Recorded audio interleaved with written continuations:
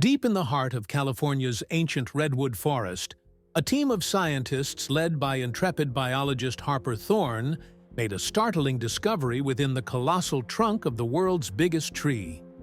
As their drills echoed through the bark, the team uncovered a hidden chamber containing something beyond their wildest expectations. What they found was so shocking that it could reshape the history of the United States. Biologist Harper Thorne always had a fascination with all flora and fauna, so when the government hired her and her team to check on one of the oldest and largest trees in existence, she knew she couldn't pass up on that. Though it was only a routine check, she and her team were eager to see it, not yet knowing what they would find. All of them had gathered at the entrance of the forest. This was a special expedition, and the rangers had closed this section of the forest. That way, Harper and her crew could check everything without onlookers or people nosing about. Though she didn't necessarily mind.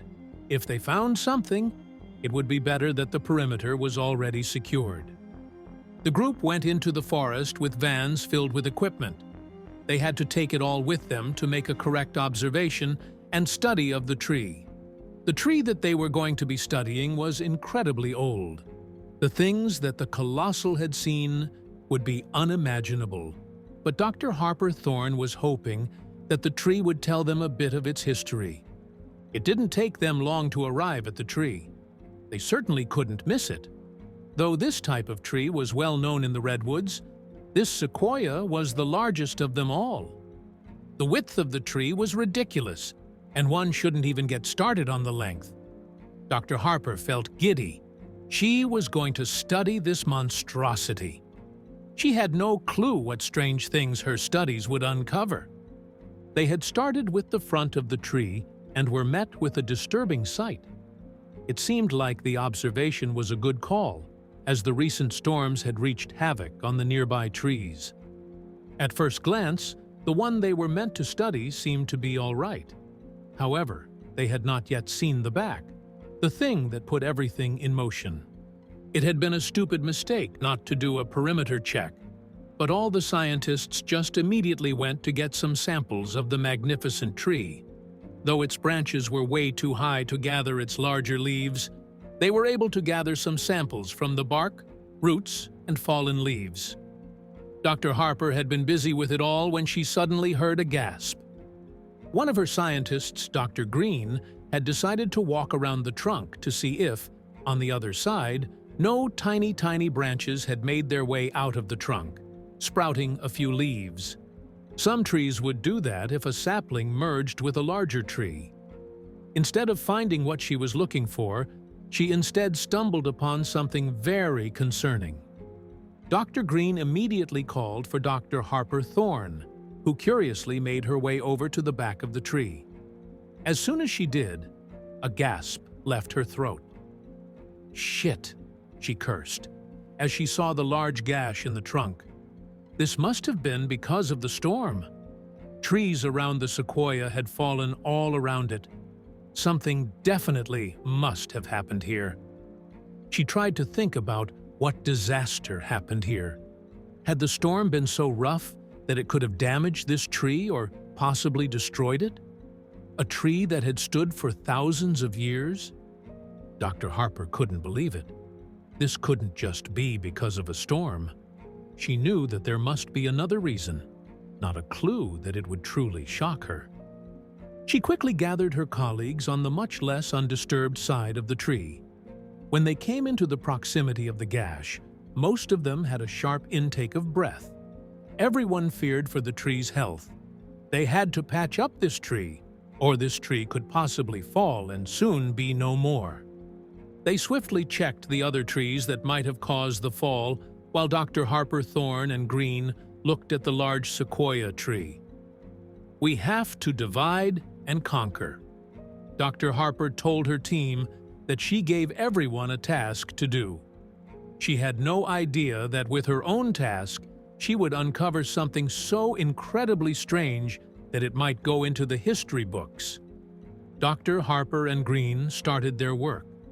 hearing samples of the tree sap exuding from the gash.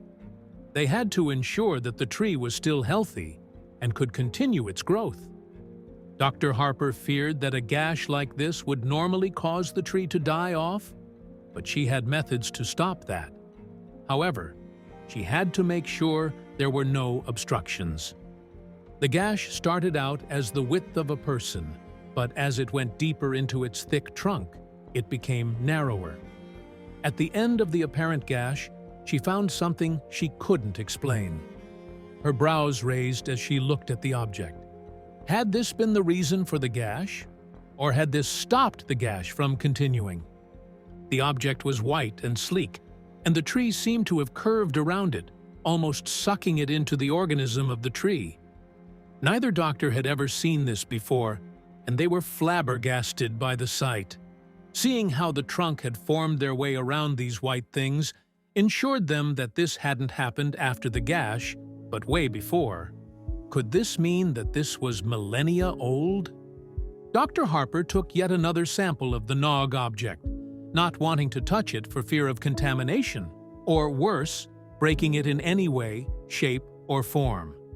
A sample and pictures made by Dr. Green would suffice for now. She just knew that she would need help to uncover this mystery, and she knew just who to call.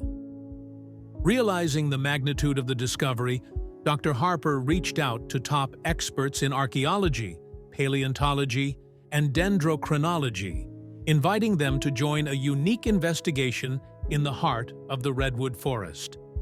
Together, they began establishing a comprehensive research camp, equipped with the latest technology, near the giant sequoia, poised to unravel its secrets. Under the towering canopy of ancient trees, the team meticulously set up a base camp, close to the enigmatic sequoia. It was replete with advanced research tools and facilities, transforming this remote part of the forest into a bustling hub of scientific inquiry, all focused on uncovering the truth hidden in the tree's heart.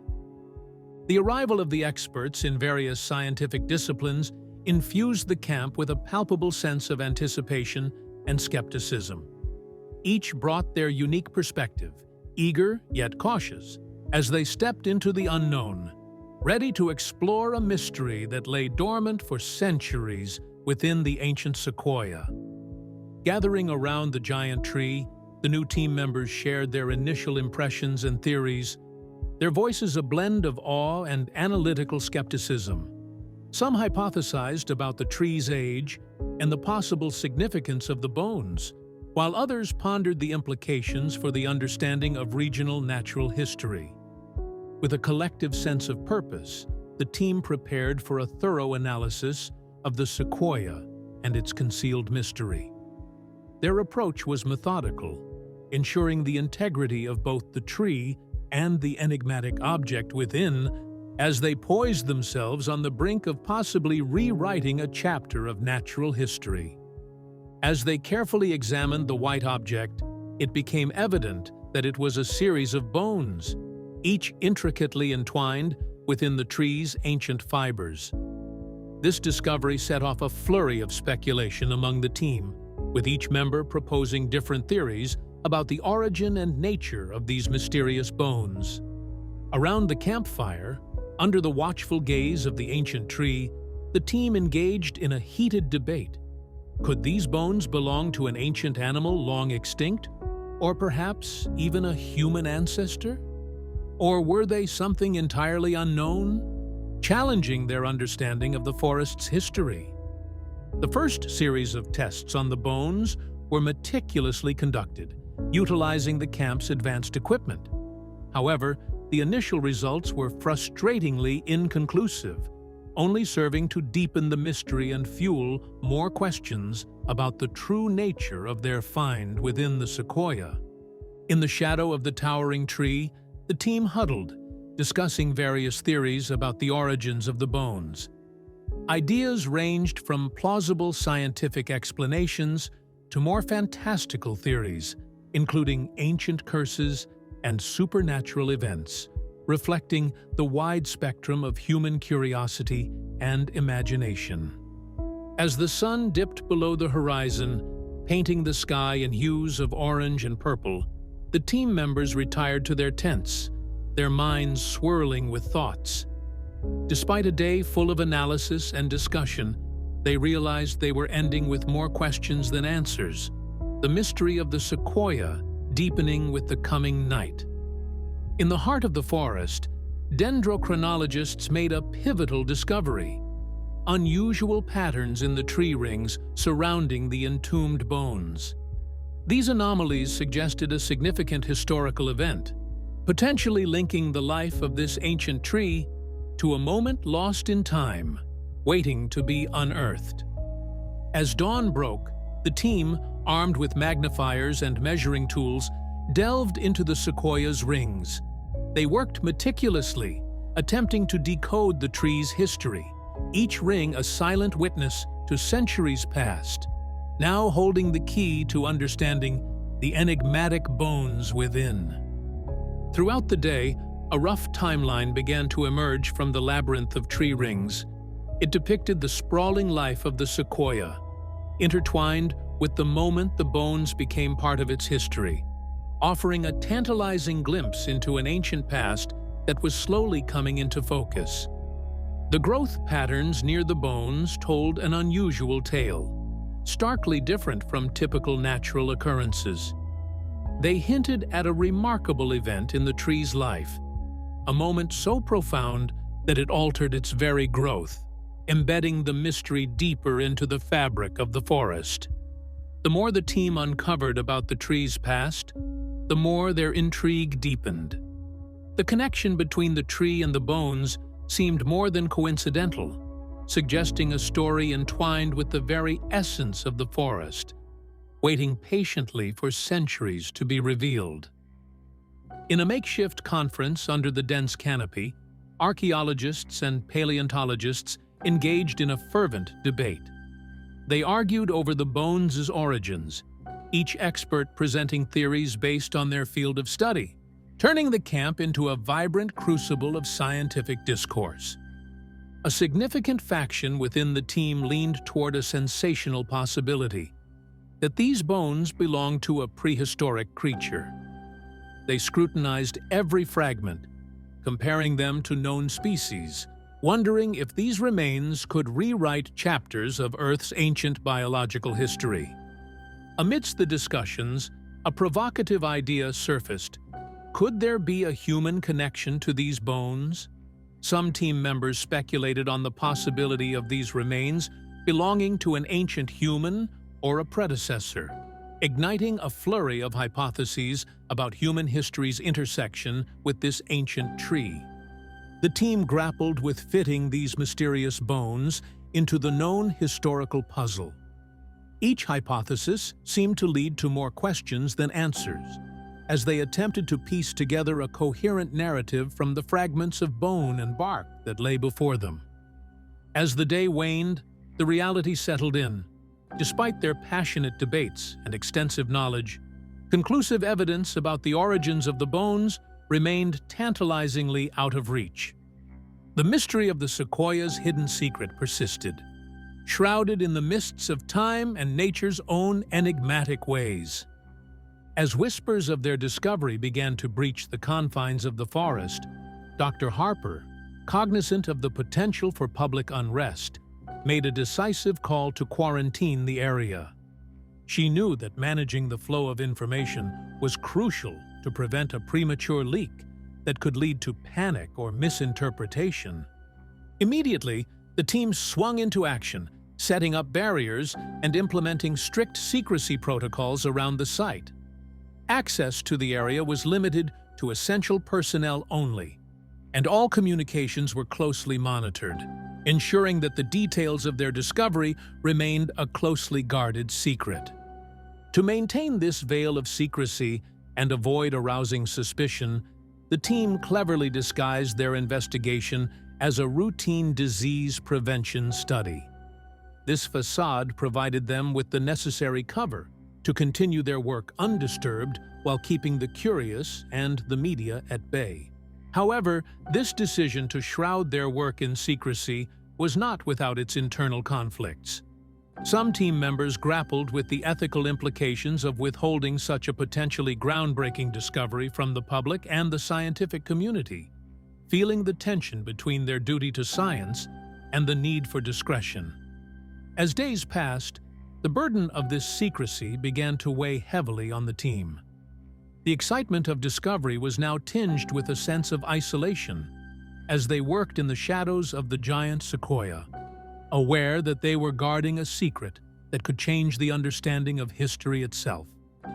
Despite the team's vigilant efforts to maintain secrecy, rumors began to percolate through the local communities. Whispers of an ancient virus, potentially unleashed from the heart of the mighty sequoia, started to spread like wildfire, igniting a blend of curiosity and concern among those who heard them. Soon, the media latched onto these rumors, broadcasting speculative stories that amplified the mystery into a looming threat. This sensational coverage fueled a growing wave of public interest and fear. As the story of the ancient virus extracted from the world's biggest tree captured imaginations and stoked anxieties. The escalating media frenzy and public concern inevitably attracted the attention of government agencies. Their interest added a new layer of complexity and pressure to the investigation, as officials began to inquire and scrutinize the activities at the secluded research camp. Amidst the swirling rumors and sensational news reports, a palpable sense of fear began to take root among the public.